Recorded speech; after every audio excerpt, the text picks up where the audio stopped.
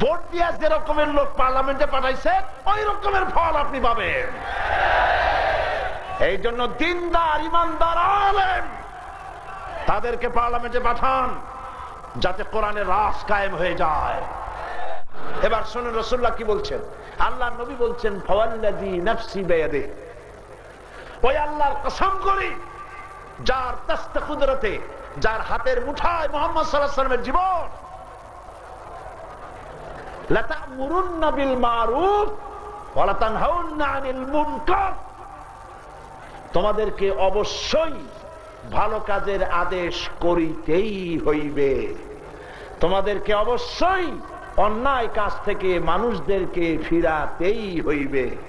আও লা ইউসাল্লিতান্নাল্লাহু আলাইকুম সুলতানান জালিমান, যদি তোমরা এই কাজটা না করো তাহলে তোমাদের উপরে জালেম শাসক আল্লাহ চড়াই দিবে,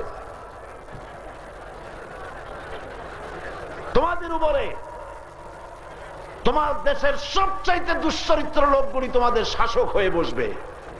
সুম্মা ইয়াদউহু খিয়ারাকুম, এরপরে তোমার দেশের ভালো মানুষেরা আল্লাহর কাছে যত দোয়া করুক, ফালা ইউস্তাজাবা লাকুম, আল্লাহর কাছে দোয়া মঞ্জুর হবে না।